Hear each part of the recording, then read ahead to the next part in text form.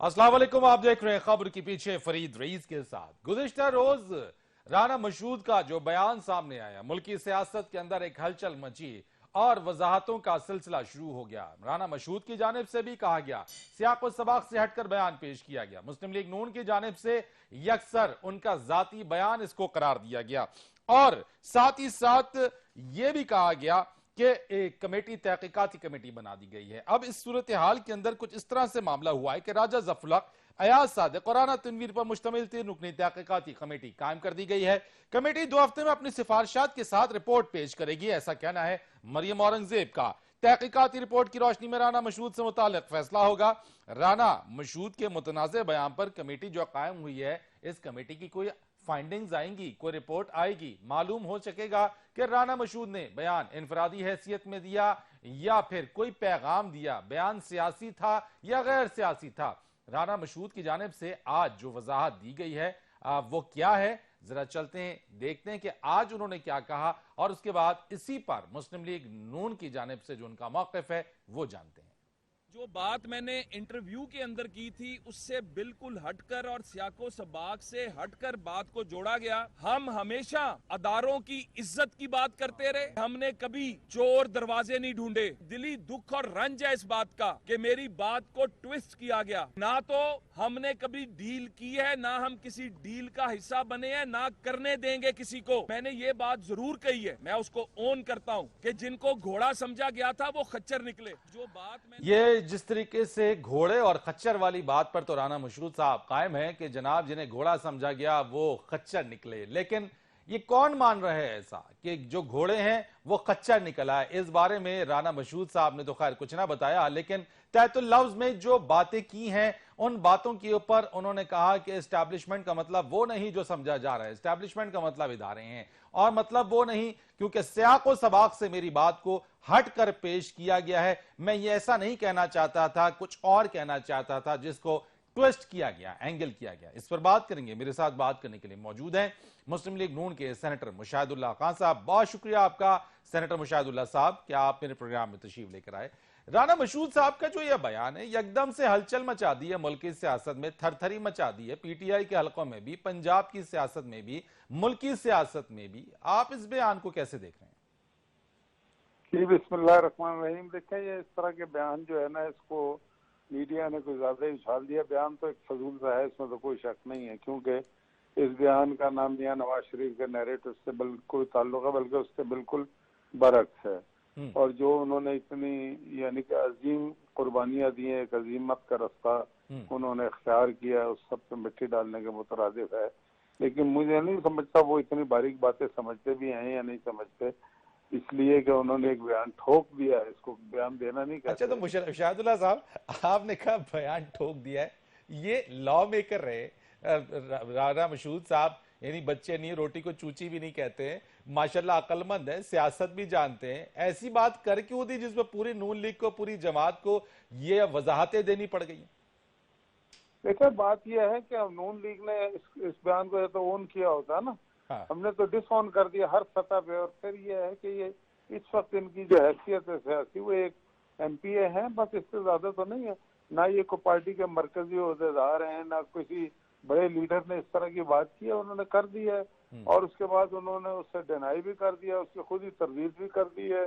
Party ने भी उससे डिस्टेंस किया हाँ, है। लेकिन पार्टी मुशाहिदुल्लाह साहब, प्रेसिडेंट आपने ने जैसे कहा कि मियां नवाज शरीफ का जो नैरेटिव चल रहा था, पार्टी का जो नैरेटिव चल रहा था, उस पे तो यकसर तौर पे देखा जाए तो बिल्कुल ये 180 डिग्री टर्न है पूरा का पूरा, कि जनाब जो कुछ भी पीएमएलएन कर रही है, मियां नवाज शरीफ जो कर रहे हैं, बिल्कुल अगेंस्ट है उसके। डील की बात चल रही है, अंडरस्टैंडिंग की बात चल रही है, पेश गोइयां हो रही हैं, ख्वाब आ रहे हैं कि 2 माह बाद पंजाब में हालात बदल जाएंगे, हुकूमत आ जाएगी। नहीं, देखो ना, यही तो बचकाना बात है। अगर डील ही करनी होती, फर्ज करें इनकी बात को सही भी समझ लिया जाए, तो अगर डील करनी होती तो फिर पिछले साल जुलाई के महीने में जो वजारत उज़्मा गई मियां नवाज शरीफ साहब की, वो न जाती ना। हाँ। वो हाई टाइम था। या उससे पहले जब उन्हें कहा जा रहा था कि जी ये धरना खत्म करा देते हैं, फला फला बात मान लो, या पनामा खत्म हो जाएगा, फला फला बात मान लो, बहुत सारी बातें। ये वो है ना, मैंने कल एक शेर पढ़ा था परसों, क्या हम अभी चुप हैं मगर तो रोजे हिसाब आने दो। तो वो ऐसा ऐसा चीजें पता लग जाएंगी। लेकिन मैं कहना ये चाहता हूँ, आज इस बयान की कोई तुक ही नहीं है, इसलिए कि आज डील करने की तो जरूरत नहीं है। उनकी वो जो मियां नवाज शरीफ और मरियम की वालदा और मियां नवाज शरीफ की एहलिया एवडियां रगड़ रगड़ के मर गई वहां पे लंदन में, वो उनकी ताजियत करना तो बात की बात है, उनकी तीमारदारी ना कर सके और इस बात को मैनेज किया गया है। फिर वो जिस तरह से जेल में आए, जिस सख्तियां उन्होंने बर्दाश्त की, उनकी पार्टी ने बर्दाश्त की, उनके दीगर लोगों ने बर्दाश्त की, एक आध को थोड़ी टारगेट किया गया। तो अगर वो डील वील करने होती मियां नवाज शरीफ ने तो बहुत पहले कर लेते, इस तरह के हालात ही ना होते, आज हम हुकूमत में होते, ये धांधली ना करनी पड़ती 25 जुलाई के इलेक्शन में। ये मौजूदा हुकूमत जो है इसको तो बना के ये खुद कहते हैं कि हमारे पीछे फला फला है, ये तो खुद जीते ही नहीं है। यही तो बात है मुशाहिदुल्लाह साहब, क्योंकि जो बात आप कर रहे हैं ना, अब चूंकि एक बयान आ गया, अब देखें लॉ मेकर तो लॉ मेकर ही है ना, एक लॉ मेकर है, पार्टी का एक वर्कर है, लॉ मेकर है, इलेक्टेड मेंबर है, अक्लमंद है, जीरक सियासतदान भी है, समझबूझ भी है। अब जो तज्जिया कर रहे हैं इसके ऊपर वो ये कर रहे हैं कि इस बयान से तो जो टिल्टिंग है वो मियां शहबाज शरीफ साहब की तरफ के वो होते तो एक बेहतर चॉइस होते, और वो इदारों को साथ लेकर चलने की उन्होंने बात की है, और साथ साथ जो है वो मियां शहबाज शरीफ वाली बात, तो ये तो लोग बहुत पहले से कह रहे थे कि मियां नवाज शरीफ का नैरेटिव कुछ और चल रहा है और विद इन द फैमिली या पार्टी शहबाज शरीफ का नैरेटिव कुछ और चल रहा है। इस बयान ने तो एक डिवाइड खुद ब खुद डाल दिए बीच में। देखें, बात यह है कि अगर ये ऐसी ही बात होती तो फिर मियां शहबाज शरीफ साहब आज उनकी रुकनीत को मुअत्तल न करते, उनको ऑन करते ना उनके बयान को मियां शहबाज शरीफ साहब, अगर ये बात आपकी दुरुस्त होती। दूसरी बात यह है कि पिछले 25 साल से हम देख रहे हैं कि इस बात की कोशिश हो रही है कि मियां नवाज शरीफ अलहदा हो जाए, शहबाज शरीफ अलहदा हो जाए, लेकिन एक दफा भी ऐसा नहीं हुआ, ना आइंदा होगा। इसलिए कि जो मियां नवाज शरीफ है वो हम सबके लीडर तो हैं, लेकिन सबसे ज्यादा तो वो शहबाज शरीफ के लीडर हैं। और क्या शहबाज शरीफ ने इलेक्शन से पहले जलसों में वोट को इज्जत दो के नारे नहीं लगाए? ये जब सारी बाकी बात ये है कि यकसा अंदाज नहीं होता हर एक करने का, बात करने का, सोचने का अंदाज मुख्तलिफ होता है। अल्लाह ताला ने तो वो तो उस पर भी कह दिया मुशाहिद साहब, अब मरियम साहबा के ऊपर भी कह दिया कि जो वो खामोश हैं या जो नरमी उनकी है वो भी इसी वजह से, उनके ऊपर भी बात इन्होंने कर दिया। क्या खामोश है भाई? बात यह है कि एक, मुझे आप एक बात बताइए, मोहतरमा बेनजीर भुट्टो की जब शहादत हुई थी, याद करें उसके बाद वो इलेक्शन कैंपेन थी, याद है आपको? मैं अभी कराता हूँ याद। तो 2008 के इंतखाबात सर पे थे, बस आसिफ जरदारी साहब बरसी तक लाड़काना से नवाज शाह से निकले नहीं थे। तो भाई ये रिलीजियस इशू है। अगर मियां नवाज शरीफ साहब या मरियम जो है वो बरसी तक खामोशी इख्तियार की हुई है, तो उस खामोशी को आपको ऐसा मतलब तो नहीं दे सकते ना। तो फिर आज भी जो मियां नवाज शरीफ साहब ने अदालत से निकलते हुए एक शेर पढ़ा है, उसके बाद तो तब ये साफ हो जानी चाहिए थी। तो मैं ये कहना चाहता हूँ कि जितना ये बयान की अहमियत है उसको या तो पार्टी ने किसी भी सतह पे ऑन किया होता। शहबाज शरीफ साहब के हवाले से भी अगर लोग बातें कर रहे हैं तो उन्होंने तो सबसे ज्यादा सख्त रवैया इस पे इख्तियार किया, कमेटी भी बना दी है, मुअत्तल भी कर दिया, 2 हफ्ते में उसकी रिपोर्ट भी आ जाएगी, जो भी उसके बाद एक्शन होगा वो भी सबके सामने आ जाएगा। लेकिन मुशाहिदुल्लाह साहब, बयान ऐसा है जिसपे देखे ना, आप भी बाकी पूरी पार्टी भी वजाहत तो दे रहे हैं, अपने आप को साइड लाइन भी कर दिया, उनका जाती बयान भी कह दिया, लेकिन सर मुझे एक बात बताइए कि इस तरह का बयान अगर हर एमपी अगर देना शुरू कर दे तो पार्टी किस किस की वजाहतें देगी? आप नहीं समझते कि आज इस जगह पे राना मशहूद को जो है वो सिर्फ उनकी बुनियादी रुकनियत मुअत्तली से काम नहीं चलेगा? आप समझते हैं कुछ मजीद और फर्दर उनके खिलाफ होना चाहिए with in the party circle? मुझे आप एक बात बताएं जनाब फरीद रईस साहब, कि पार्टियों में जो नैरेटिव है वो पार्टी लीडर्स के प्रिवेल करते हैं या एमपीएस के प्रिवेल करते हैं? डेफिनेटली पार्टी लीडरशिप के ऊपर तो जाता पार्टी है, लीडरशिप, लेकिन पार्टी वर्कर की कई भी बात मुशाहिद साहब, लोग तो फिर पार्टी वर्कर है ना, वो तो है तो party with in the party circle है, उसको वो उसी पर्सपेक्टिव में ले जाते हैं। मैं ये आपसे पूछना चाहता हूँ बस।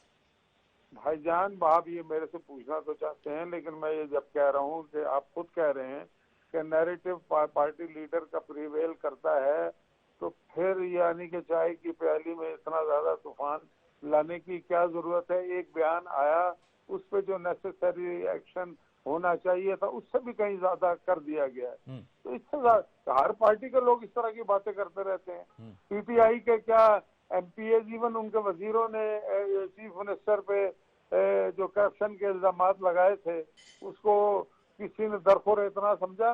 22 आदमी उनके बिक गए पैसे लेके सेनेट के इलेक्शन में, वोट डाल दिए, किसी ने कोई इसको दरखुर इतना समझा। आज भी बहुत सारे लोग भांत भांत की बातें करते हैं, असेंबली में भी कर रहे हैं, असेंबली से बाहर भी कर रहे हैं, लेकिन नैरेटिव प्रिवेल नहीं करता, वो लीडरशिप का प्रिवेल करता है। इसी तरीके से हमारी पार्टी में मरकजी लीडर बहुत सारे हैं और राना मसूद उनमें से नहीं है। ठीक, तो फिर बात यह है कि इसको इतनी ज्यादा अहमियत देने की क्या जरूरत है। ठीक है मुशाहिदुल्लाह साहब, एक आखिरी सवाल करूंगा आपसे, एक और चीज भी, ये तो एक एलिमेंट हो गया, आपकी राय इसके ऊपर आ गई, बात आ गई है।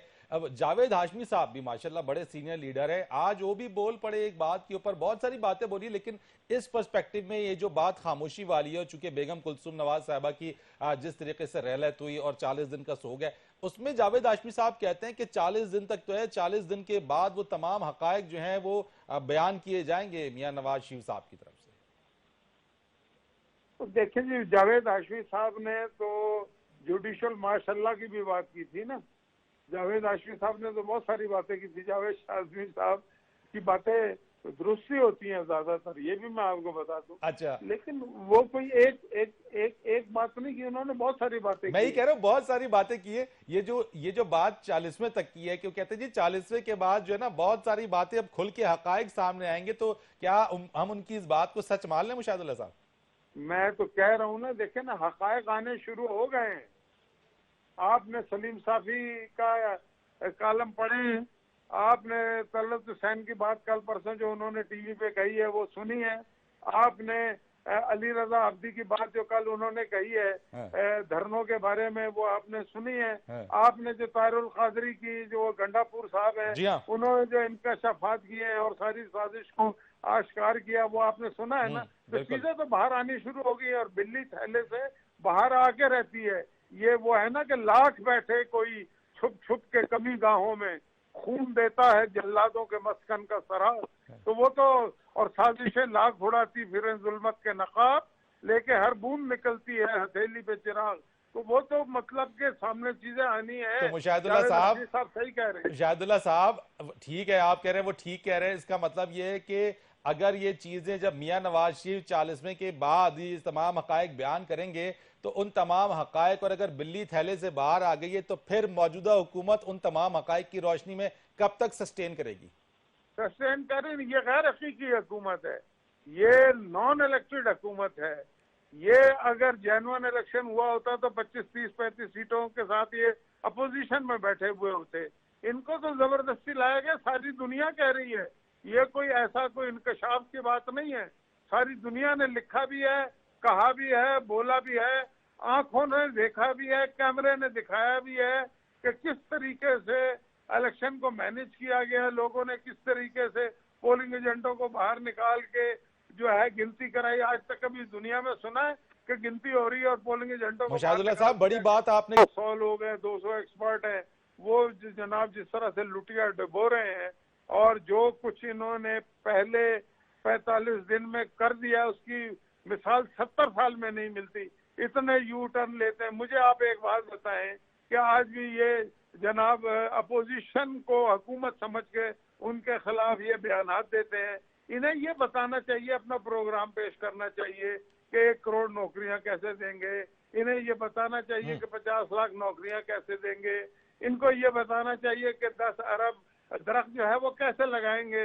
ये अभी तक ये तो साबित कर नहीं सके कि 1 अरब 22 करोड़ इन्होंने केपीके में लगाए, इसलिए कि 1 अरब अगर दरख्त लगे। अच्छा चले मुशाहिदुल्लाह साहब वेरी शॉर्ट मुझे बता दे, 5 साल मुकम्मल होते देख रहे हैं आप इस हुकूमत के? तो ये कहाँ से भाईजान ये इस काबिल हैं, आपको लग रहे हैं ये हुकूमत, ये 5 साल क्या, ये जिस टहनी पे बैठे। सेनेटर मुशाहिदुल्लाह खान साहब मुस्लिम लीग नून के रहनुमा इस मौजू के ऊपर हमसे बात कर रहे थे। कमर्शियल ब्रेक, और ब्रेक के बाद आज वजीर खजाना की असेंबली में तकरीर और सेनेट में भी, और उसके साथ साथ जवाबी तनकीद पाकिस्तान पीपुल्स पार्टी के चेयरमैन बिलावल भुट्टो जरदारी की जानिब से। क्या कुछ हुआ ये कमर्शियल ब्रेक के बाद।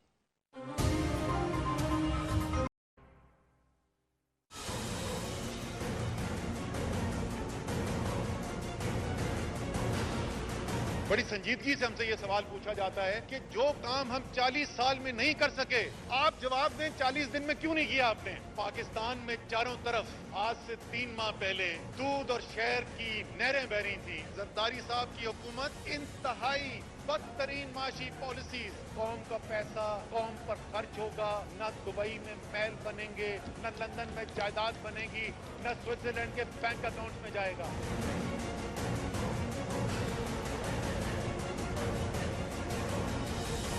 हुकूमत को बताना चाहता हूँ कि धरना देने में और हुकूमत चलाने में बहुत फर्क होता है। ये पार्लियामान है, कंटेनर नहीं। मईशत चंदा से नहीं, सियासत गाली से नहीं, और मुल्क जादू से नहीं चल सकता। हुकूमत का 100 रोजा प्लान, मईशत की अबतर सूरत हाल, वजीर खजाना की बार बार मईशत के हवाले से खौफनाक मंजर कशी, टैक्सेस में इजाफा, नया finance bill, mini budget, gas कीमतों में इजाफा, बिजली कीमतों में इजाफे की प्लानिंग, सीमेंट की कीमतों में इजाफा, एलपीजी सीएनजी की कीमतों में इजाफा। ये वो तमाम चीजें हैं जिसकी बुनियाद के ऊपर मौजूदा हुकूमत को तनकीद का सामना है। और यही कुछ कहना था आज वजीर खजाना असद उमर का कौमी असम्बली के अंदर, जहां उन्होंने ये बात कही कि वो लोग जो 40 साल में ना कुछ कर सके वो आज हमसे 40 दिन में करने की बात कर रही हैं। इस सारी सूरत हाल के अंदर अगर हम बात करें कि जो काम जिस तरीके से पाकिस्तान तहरीक इंसाफ की हुकूमत क्या मजमूई तौर के ऊपर दावेदार रही तरक्की की, नए पाकिस्तान की, अवामी उमंगों पर पूरी उतर पाएगी। हुकूमत ने एक और आज यू टर्न लिया है और वो यू टर्न ये है कि पहले नॉन फाइलर्स पर गाड़ी और जायदाद खरीदने पर जो पाबंदी थी वो उठा ली गई और फिर आज दोबारा से वो पाबंदी आयद कर दी गई। वजीर खजाना ने कहा 169 बड़े टैक्स ना दहिंदगान को नोटिस जारी कर दिए गए। मजमूई कर्जा 1200 अरब तक पहुंच चुका है जो गर्दिशी कर्जा है। इसी के साथ साथ वजीर खजाना का यह कहना था कि आपने आज संजीदा फैसले लेने हैं तो फैसलों पर यू टर्न नहीं लेना, जो कहना है आज पाकिस्तान पीपुल्स पार्टी के चेयरमैन बिलावल भुट्टो जरदारी का। उन्होंने तनकीद की और कहा कि हुकूमत को समझना होगा मईशत चंदे और मुल्क जादू से नहीं चलता, पार्लियामान कोई कंटेनर नहीं, धरने और हुकूमत चलाने में बहुत फर्क है। नए पाकिस्तान के पहले बजट में बहुत सारी तवक्कुआत थी, ज़िमनी बजट में 100 रोजा प्लान का कोई नामो निशान नहीं। जिन वोटरों ने 2 नहीं 1 पाकिस्तान के लिए वोट दिया आज वो मायूस हैं। कहां है 1 करोड़ नौकरियां, सवाल पूछा गया। बिलावल भुट्टो की जानिब से वादा किया गया लेकिन कोई पानी की स्कीम नहीं दी गई, भीख नहीं मांगी जाएगी, कर्जे नहीं लिए जाएंगे। लेकिन अब क्या हो रहा है, यह कहना था पाकिस्तान पीपुल्स पार्टी के चेयरमैन बिलावल भुट्टो जरदारी का। इसके साथ साथ वजीर खजाना असद उमर की जानिब से यह भी बताया गया कि 454 अरब रुपए का खसारा सिर्फ गैस के शोबे में है। इस सब पर बात करेंगे। पाकिस्तान तहरीक इंसाफ की हुकूमत 100 रोजा प्लान पर अमल दरामद करने में किस हद तक कामयाब होगी, अवामी उमंगों पर कैसे पूरा उतरेगी, जो बुलंदबांग दावे किए, जो उम्मीद दिलाई, अवाम को रोशनी की किरण दिखाई, क्या वो तमाम तर उम्मीदें अवाम की पूरी हो जाएंगी या फिर महंगाई के तूफान में पाकिस्तान तहरीक इंसाफ की हुकूमत मुश्किलात में उसकी नाव डोलती रहेगी। इस पर बात करेंगे। इस वक्त बात करने के लिए मौजूद हैं पाकिस्तान तहरीक इंसाफ के रुकन कौमी असम्बली सदाकत अली अब्बासी साहब, बहुत शुक्रिया आपका। अब्बासी साहब ये जरा बताइएगा कि वजीर खजाना जो मईशत की मंजर कशी कर रहे हैं, बल्कि मैं कहूंगा खौफनाक मंजर कशी कर रहे हैं, उसकी मौजूदगी में पीटीआई हुकूमत का 100 रोजा प्लान क्या मुकम्मल हो जाएगा कामयाबी के साथ? देखिए जी, ऐसी बात कोई नहीं है। हम अपने पूरे प्लान के मुताबिक हैं, हम जो है वो बिल्कुल अपने तरीके से चल रहे हैं। जो हमारी प्रायोरिटीज़ हैं, जो तरजीहात हैं, हम उनको लेके चल रहे हैं। बात यह है कि पार्लियामेंट में ख़ासकर नेशनल असम्बली में अपोजिशन बहुत ज़्यादा वो तनकीदी तकारीर कर रही थी, तो उसके जवाब में उन्होंने कहा कि 40 साल जिन्होंने मुल्क को चलाया और वो 40 दिनों वालों को तनकीद ऐसे कह रहे हैं जैसे सब बुराइयों की जड़ हम हैं। तो हमारे वज़ीर ख़जाना साहब ने बताया कि आपने पिछले 10 साल जो आप दोनों पार्टियों की हुकूमत रही, तो आपने जितने कौमी इदारे थे वो सारे नुकसान में किए। आप बताएं, अगर 10 साल वो नुकसान में रहे हैं और उनके नुकसान बढ़ते रहे तो हम क्या हम जादू का चिराग हमारे पास है कि हम उनको 40 या 35 दिनों में उनको ठीक करके मुनाफे में ले आए। इसके अलावा उन्होंने कहा कि आपने बिजली का जो आपका ख्याल था कि बिजली में हम, शहबाज जी साहब ने कहा कि हमने बड़े सस्ते मंसूबे लगाए। उन्होंने कहा सस्ते लगाए तो आपका बना हुआ नेपरा आज हमें कह रहा है कि बिजली महंगी करें, और आपने तो वादे किए थे कि आप लोड शेडिंग खत्म करेंगे, तो वो आपने 6 महीने के और साल के और 2 साल के वादे किए थे। आज आपके उस वादे को 7 साल हो गए, तो आज भी लोड शेडिंग नहीं खत्म हो रही। तो ये सारी बातें इसलिए कर रहे थे कि हम अपनी डायरेक्शन पे चल रहे हैं, हम अपनी सिमत के मुताबिक उसको डिटरमिन कर रहे हैं और 100 दिनों में आपको हमारी हुकूमत की सिमत नजर आ जाएगी। लेकिन वो जिन्होंने बर्बाद किया वही उछल उछल के अगर तनकीद करेंगे तो उनको जवाब सदाकत अली अब्बासी साहब, लेकिन मुझे एक बात बताइए, पीटीआई हुकूमत आने से पहले, जब हुकूमत में आने से पहले माइशत या माशी जो सूरत हाल है उस तमाम तर उसकी तस्वीर से, उसकी हकायक से क्या लाइल्म थी? देखिए, पीटीआई की हुकूमत ला इल्म थी या नहीं थी वो एक अलग बहस है। क्या मईशत की जो बर्बादी की जिम्मेदारी है वो आप 35 दिन की हुकूमत को देंगे या जिन्होंने 35 साल दिया उनको देंगे? बड़ी वाज़ेह बात है कि पाकिस्तान की तारीख का सबसे बड़ा बजट का खसारा है। तो वो किसी वजह से है, पाकिस्तान की तारीख का, यानी पाकिस्तान ने 60 साल में 6000 अरब रुपया कर्जा लिया और पिछले 10 सालों में 6000 से वो 28000 से ज्यादा हो गया। तो क्या हम अपने आप को कोसें या किसको कोसें? तो उन्हीं को इल्जाम देना है ना, जो सामने बैठ के आज हमारे हर उस स्टेप पे, इकोनॉमी को ठीक करने के स्टेप पे अगर हमें तनकीद करेंगे तो उनको आईना तो दिखाना है और कौम को भी एतमाद में लेना है कि हम जो मुश्किल फैसले कर रहे हैं उस मुश्किलात के पीछे कसूर किनका है। तो हर हुकूमत कहती है। सदाकत अली अब्बासी साहब, नए और तरक्की याफ्ता पाकिस्तान की जो दावेदार पीटीआई हुकूमत है उसकी जितनी भी अवामी उमंगों पर पूरा उतरने के ऊपर भी बहुत सारी आपके ऊपर नजरें हैं, लोग देखना चाहते हैं, लेकिन आप जो तस्वीर दिखा रहे हैं उस पे आप अवाम की उमंगों पर कैसे पूरा उतरेंगे, जहां पर गैस महंगी हो रही है, जहां बिजली की कीमतों में इजाफे की बात हो रही है। स्टोलन एसेट रिकवरी की बात हमने प्रोग्राम शुरू कर दिया, हमने 50 लाख घर बनाने का प्लान दे दिया, हमने इसके अलावा जो हमने करना था वो साइड पे चल रहा है। लेकिन साथ साथ अगर गैस की कीमतें बढ़ रही हैं तो वो हमने बताना है किसकी वजह से बढ़ रही हैं। अगर बिजली की कीमतें बढ़ रही हैं, जो महंगाई, आप किसी भी इकोनॉमिस्ट को उठा के देख लें, कोई महंगाई किसी ऐसे मेजर से एक महीने में नहीं हो सकती। महंगाई जो है वो पिछले किए हुए 6 महीने के स्टेप्स का एक रिस्पॉन्स होता है। अगर महंगाई हो रही है तो हमें आपने 6 महीने बाद हमारी पॉलिसीज का इफेक्ट देखना है। किसी भी दुनिया के मशहूर रिनोन इकोनॉमिस्ट से पूछें कि दुनिया में जो फास्टेस्ट महंगाई मेजर होती है वो होती ही 3 महीने की है। तो 3 महीने के बाद पीटीआई के स्टेप्स का आपको रिस्पॉन्स नजर आएगा। जो कुछ अभी है वो उनका है और यही बार बार हमारा आपसे सवाल है कि नए पाकिस्तान में डैम्स बनेंगे, नए पाकिस्तान में दरख्त लगेंगे, नए पाकिस्तान में इदारे रिफॉर्म होंगे, नए पाकिस्तान में ऑस्टेरिटी होगी, फजूलियात नहीं होगी। ये सारी हमारे स्टेप्स हैं। लेकिन साथ साथ चूंकि इकोनॉमी का सिस्टम चल रहा है तो लोगों को एतमाद में देना कि हम क्या कर रहे हैं और हमें ये मुश्किल स्टेप्स किसकी वजह से करने पड़े। मुझे बासी साहब ये बताइए कि आज बिलावल भुट्टो जरदारी ने जो बात की है कि मुल्क चंदे से और मईशत ओवरऑल जो है वो जादू से नहीं चलती है, इस सारी सूरत हाल को उन्होंने कहा। मुझे चीज बताइएगा कि वो कहते हैं कि धरने और कंटेनर पे खड़े होने पे बहुत फर्क है। वो समझा रहे हैं आपको समझ है या वो समझा रहे हैं, वो आप समझेंगे। याद आ गई है उसके पीछे जो मामला चल रहे हैं, वहां जहां वो हुकूमत कर रहे हैं वहां थर में बच्चे भूख से मर रहे हैं। वहां पे एक बंदे के, एक फालूदे वाले के अकाउंट से 2-2 अरब रुपए निकल रहे हैं। वहां पे कराची जो है उनके दौर में कचरे का ढेर बना रहा। तो वो हम कहने की बात यह है, उनकी सारी बातें वेलकम, वो तनकीद करें, लेकिन जो बिलावल साहब की जो मशवरे हैं वो अपनी जगह पे ठीक होंगे, लेकिन हम अपने तरीके से चलेंगे। जो चंदे की बात है वो आई डोंट नो कौन कम अकल आदमी, एक हुकूमत जो है वो कर्जा लेने की बजाय चंदा इकट्ठा कर रही है तो उसको कोई नेगेटिव तरीके से ट्रीट करेगा।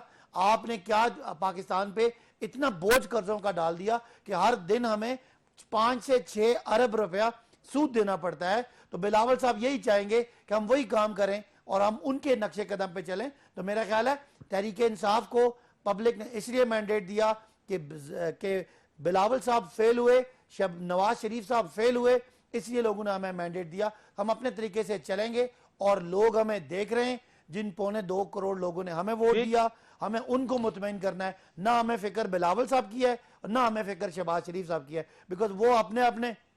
लेकिन अब्बासी साहब मुझे ये बता दें, पिछले हुकूमत की चीजों को बताने से पहले जो है आप तो लोगों को एतमाद में लेना, दूसरी बात ये 1 करोड़ नौकरियों का कहा आपने, आज यही सवाल आपसे जो है वो असेंबली के अंदर भी हुआ, कहां है वो 1 करोड़ नौकरियां, कब मिलेंगी, किसे मिलेंगी? 1 करोड़ नौकरियां हमने 5 साल में देने की बात की थी। तो अगर हम 5 साल में 1 करोड़ नौकरियां देंगे तो इसका मतलब है 1 साल में 20 लाख नौकरी देंगे। आप हमारा हिसाब रखें, नौकरी देने के लिए आपको प्रोजेक्ट्स लॉन्च करना पड़ते हैं। हमने प्रोजेक्ट सारे पाइपलाइन में रेडी कर लिए हैं। 100 दिनों में हम वो प्रोजेक्ट अनाउंस करेंगे। मिसाल के तौर पे आप हिसाब लगाएं, अगर 50 लाख घर बनते हैं तो 50 लाख घर अगर बनाएंगे तो क्या अगर एक घर में 2 बंदे काम करें तो कितनी नौकरियां बन जाएंगी। लेकिन ये हमने 5 साल का प्लान दिया हुआ है। हमें आप 3 महीने बाद मेजर करें और वो हिसाब चेक कर लें, 6 महीने बाद मेजर करें अगला। अभी तो हम हर चीज को रिफॉर्म कर रहे हैं और हर चीज के लिए प्लान तैयार कर रहे हैं। ठीक है, और हर हमने चीज जैसे के कहा लिए था, है, चेक एंड बैलेंस भी होगा, नजर भी रखी जाएगी। लेकिन 50 लाख घरों की बात हुई थी, अब्बासी साहब ये 50 लाख घर बनाए कहां जा रहे हैं? देखें, अब आपको पूरा इसका प्लान देंगे, पूरे पाकिस्तान में बनेंगे और ये 50 लाख घर जो कम आमदनी वाले लोग हैं उनको हम 25 साल की किस्तों पे देंगे। वो बजाय कि घर के जो वो लोग हैं किराए पे घर लेने की बजाय वो इस घर को इस किस्तों पे लेंगे और वो 25 साल में किस्तें अदा करेंगे। बिकॉज हम चाहते हैं कि ये वो सेक्टर है जहां लोग बेघर भी हैं, हमारे यहाँ घरों की शॉर्टेज भी है और साथ साथ रोजगार देने का सबसे बेहतरीन तरीका यह है कि कोई कंस्ट्रक्टिव काम हो। तो ये जो कंस्ट्रक्शन का बिजनेस है इसको एक्सपैंड करना चाहते हैं और लोगों को घरों की जरूरत पूरी करेंगे और इस पे उन पे बोझ भी नहीं पड़ेगा। वो उस कर्जा भी यानी हुकूमत पे भी बोझ नहीं पड़ेगा, वो कर्जा वापस करेंगे। तो ये हमारा प्लान है जो हमने आपको जो हमारी पार्टी ने 100 दिनों में आपको। ठीक है, लेकिन ये तो आपने कहा कि ठीक है वक्त से पहले या जो आपका प्लान जो आपने सोचा है वह कितने अरसे में तामीर होगी, कब से आगाज होगा? कंस्ट्रक्शन में टाइम तो लगता है ना, जादू की छड़ी तो है नहीं कि आज घुमाई और मकान बन गया। होने वाला है 100 दिन के अंदर अनाउंस होगा। लेकिन अब इसमें ये फेजेस में होगा कि पहले फेज में हम मुख्तलिफ जगह चूज करेंगे, फिर सेकंड फेज में होगा, फिर यानी वो हर साल में लोग उसको देख सकते हैं कि क्या हम अपने टारगेट पे हैं कि नहीं है। और मैं आपको बता रहा हूं, लोग इमरान खान को दुनिया जानती है कि वो मुश्किल से मुश्किल टास्क भी माजी में अकम्प्लिश करते रहे। तो इंशाल्लाह आपको नजर आएगा और उसके लिए हम यही तो सवाल कर रहे हैं कि आकाश आप लोग इतना सवाल करते पिछले ये 10 सालों की हुकूमतों को, हमें तो आपने 10 दिन नहीं गुजारने दिए। तो हमने अपना सारा प्लान रेडी हो रहा है, टास्क फोर्सेस काम कर रही हैं। अब जो 50 लाख घर बनने इनकी भी टास्क फोर्स जो है वो बन गई है और वो आपको अगले यानी जैसे हमने कहा है कि 100 दिनों के अंदर वो अपना पूरा प्लान आपके सामने रखेगी। ठीक है, बहुत शुक्रिया आपका सदाकत अली अब्बासी साहब। सवाल आपसे होगा, पिछली हुकूमतों से भी सवाल हुए, आपसे भी सवाल होगा। आप पर आपसे अवामी उमंगें और उम्मीदें आपसे ज्यादा हैं क्योंकि आपने नए पाकिस्तान की उम्मीद दिलाई थी, इसलिए सवाल भी होंगे, चेक एंड बैलेंस भी होगा, नजर भी रखी जाएगी। बहुत शुक्रिया आपका। एक ब्रेक लेंगे और ब्रेक के बाद अमेरिकी सदर डोनाल्ड ट्रंप ने जो कहा आज सऊदी फरमानरवा, उसके हवाले से क्या बात हुई, सऊदी अरब खामोश क्यों है और क्या ये महज एक बयान है या इसके बाद मजमूई तौर के ऊपर जो मिडिल ईस्ट की जो सियासत है उसमें भी एक हलचल मच गई है। एक ब्रेक के बाद इस पर बात करेंगे।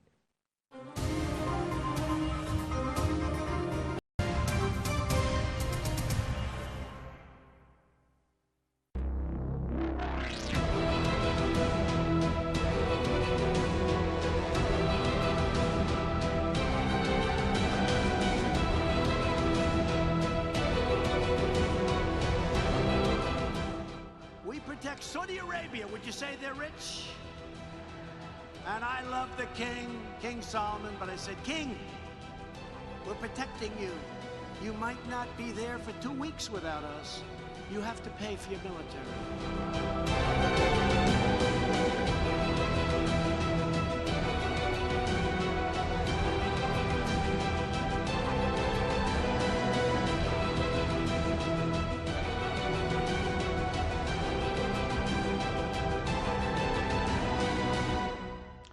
अमेरिकी सदर डोनाल्ड ट्रंप के बयान के बाद मशरिक वस्ता की सियासत में भी हलचल है और जो बयान दिया गया जिसमें अमेरिकी सदर ने कहा कि शाह सलमान को बता दिया था कि हमारे बगैर तुम 2 हफ्ते भी नहीं रहोगे या नहीं रह सकते हो। इस सारी सूरत हाल के अंदर अगर हम बात करें और इसका सवाल उठाएं तो कहा यह जा रहा है या इसको इस तरह से समझा जाए कि सऊदी अरब को तेल की कीमतें कम करने का यह इशारा है या फिर सी पैक से दूर रहने का इंदिया है। क्या वाकई सऊदी शाह सलमान अमरीकी हिमायत के बगैर 2 हफ्ते भी इख्तिदार में नहीं रह सकते? सऊदी अरब की हिफाजत कर रहे हैं और सऊदीया को हमें अदायगी करनी होगी, यह कहना है अमेरिकी सदर का। डोनाल्ड ट्रंप के बयान के बाद सऊदी हुकूमत की तरफ से खामोशी क्यों है? ट्रंप की गुज़िश्ता हफ्ते शाह सलमान से टेलीफोनिक बातचीत हुई थी। तेल की मंडियों में इस्तेहकाम के लिए तेल की फराहमी की कोशिशों पर बातचीत की गई। यह भी आपको बता दें कि बैनुल अक़वामी मार्केट में तेल की कीमत 4 साल की बुलंद तरीन सतह $85 फी बैरल तक पहुंच गई है। सऊदी अरब ओपेक का रुकन और दुनिया में तेल बरामद करने वाला दुनिया का सबसे बड़ा मुल्क है। इस वक्त सऊदी अरब 1 करोड़ बैरल तेल यौमिया पैदा कर रहा है। अमेरिकी सदर डोनाल्ड ट्रंप के इस बयान के ऊपर हमारे साथ बात करने के लिए मौजूद हैं अरब सहाफी अब्दुल रहमान मतर साहब। अस्सलाम वालेकुम और बहुत शुक्रिया आपका अब्दुल रहमान साहब, आप मेरे साथ मौजूद हैं। अमेरिकी सदर के इस बयान को कि वो शाह सलमान को बता दिया था कि उनके बगैर वो 2 हफ्ते भी नहीं चल सकते, नहीं ठहर सकते, ये क्या है? इस बयान की अहमियत क्या है? मेरा ख्याल हमें एक चीज़ को समझना चाहिए। ये डोनाल्ड ट्रंप उन्होंने ये वाला जो स्टेटमेंट दिया आज भी दिया और 2 दिन पहले भी इसी तरह भी स्टेटमेंट दिया, इन दोनों हालत में वो इलेक्शन कैंपेन कर रहा है, क्योंकि सबको मालूम है मिड टर्म इलेक्शंस अमेरिका में होने वाला है 6 नवंबर में, और ये कैंपेन चला रहा है। इनका मकसद ये है आवाम इनकी पार्टी रिपब्लिकन पार्टी के लिए वोट करे, डेमोक्रेटिक पार्टी के लिए वोट ना करे, और ये कैंपेन के अंदर ये स्टेटमेंट दे रहा है। इसका मतलब ये है वो ही इज एड्रेसिंग इनके, अब वो आवाम के साथ बात कर रहा, ठीक है। ये इंटरनेशनल के साथ बात नहीं कर रहा, ना सऊदीया के साथ बात कर रहा, ना अरब दुनिया के साथ बात कर रहा, ना मुस्लिम उम्मा के साथ बात कर रहा, ये अपना आवाम के साथ बात कर रहा और आवाम को मुश्ताइल कर रहा और जज्बाती और कोशिश, उनके स्टाइल सबको मालूम है, इनके अपना मुनफरद स्टाइल है। उनका मकसद ये है आवाम को अट्रैक्ट करना ताकि वो इनकी पार्टी या इनके रिप्रेजेंटेटिव कैंडिडेट के लिए वोट डाले। अब्दुल रहमान, इसमें कोई शक नहीं है, ये बिल्कुल अनडिप्लोमेटिक लैंग्वेज है। बिल्कुल गैर मुनासिब तरीका किसी के बारे में इसी तरह बात करना। लेकिन हमें भी एक चीज़ भी जहन में रखना, याद करना चाहिए, उन्होंने सिर्फ सऊदीया के बारे में बात नहीं किया ये वाला स्टेटमेंट में, उन्होंने सऊदी अरेबिया के बारे में बात किया, जापान और साउथ कोरिया, ये तीनों ममालिक बाय नेम उन्होंने लिया।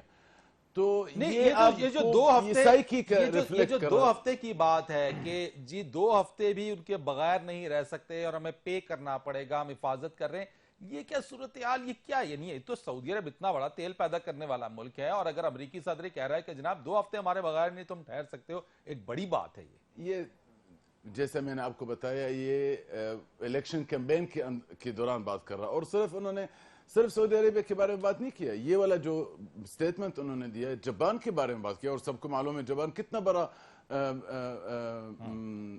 इकोनॉमिक पावर है। ठीक, साउथ कोरिया भी इसके बारे में भी बात किया और इसी तरह भी स्टेटमेंट दिया, वो भी 2 हफ्ता 3 हफ्ता वाली बात है। तो ये कोई तंबी है? सऊदी अरेबिया, सबको याद है सऊदी अरेबिया ने अमेरिका से कितना असलहा उन्होंने खरीदा पिछला साल, द बिगेस्ट डील। तो इसका मतलब ये है दे आर पेइंग। अगर आप डोनाल्ड ट्रंप की लैंग्वेज भी जानना चाहता है, वो पैसे के बारे में बात कर रहा है, दे हैव टू पे, तो ऑलरेडी दे आर पेइंग, कोई इनकार नहीं कर रहा। अच्छा, मतलब कोई तंबी हम समझे इसको, या कोई इशारा, कोई इंडिया, क्योंकि रिसेंटली सऊदी अरेबिया ने पाकिस्तान के साथ $10 बिलियन सी पैक में इन्वेस्टमेंट के तौर पे आ रहा है, सऊदी डेलीगेट पाकिस्तान में। ऐसा तो नहीं है कि जहां एक तरफ जो सी पैक है, चाइना पाकिस्तान ब्लॉक है, उसमें सऊदी अरब की आने के बाद ये स्टेटमेंट उस पर्सपेक्टिव में भी देखा जा रहा है कि कहीं ये इंडिया तो नहीं कि सऊदी अरब को कहा जाए कि जनाब रिफ्रेन करो, पीछे रहो इससे?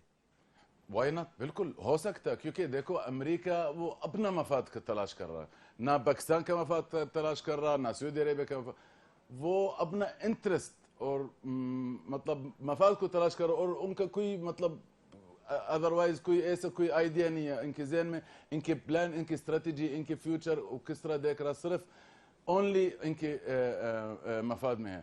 तो डेफिनेटली वो पाकिस्तान के बारे में या सऊदीया के मफाद के बारे में वो कभी नहीं सोचता। हाँ, वाई नॉट, सबको मालूम है इंडिया कितना करीब, अमेरिका कितना करीब हो गया इंडिया से, और सबको याद है जो उन्होंने न्यूक्लियर डील इंडिया के साथ किया, और सब इधर इस्लामाबाद में मैं भी सुनता, आप भी सुनता, काफी लोग भी सुनता, क्या बता अमेरिका इनडायरेक्ट इंडिया को कहा जाता भाई आप पाकिस्तान को तंग करे, प्रेशर डाले।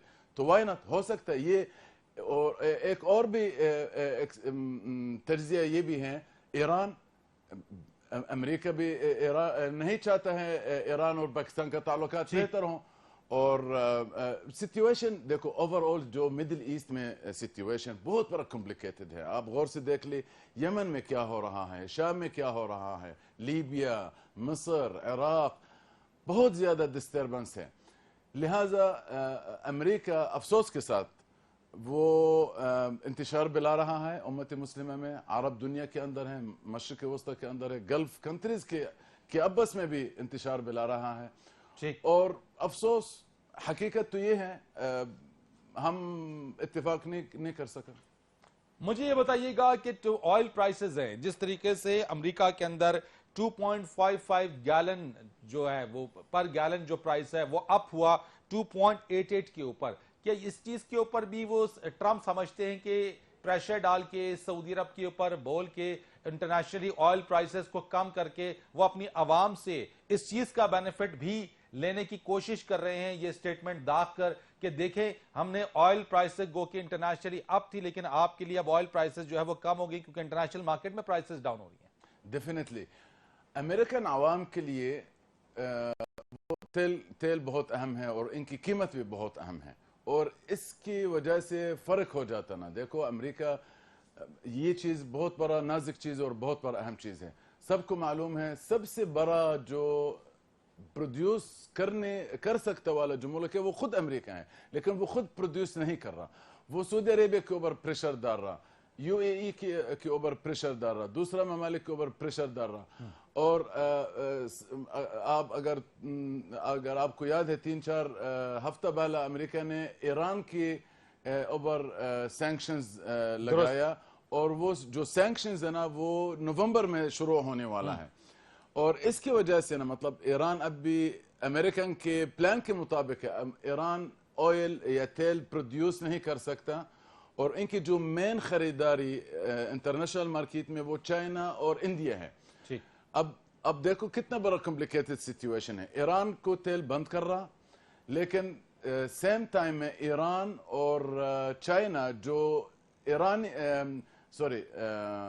इंडिया और चाइना जो ईरानी तेल खरीदने वाला जो दो बड़ा ममालिक है उसको सप्लाई नहीं दे सकता ताकि वो खामोश हो, ताकि वो जवाब भी ना करे। लिहाजा वो सऊदी अरेबिया के ऊपर प्रेशर डाल रहा, आप मजीद तेल प्रोड्यूस करो। हैरान की बात यह है वो खुद प्रोड्यूस क्यों नहीं कर रहा। अमेरिका के पास बहुत बड़ा ऑयल है। और एक और पॉइंट है, अभी विंटर शुरू होने वाला है, बल्कि यूरोप ममालिक में शुरू हो गया तकरीबन।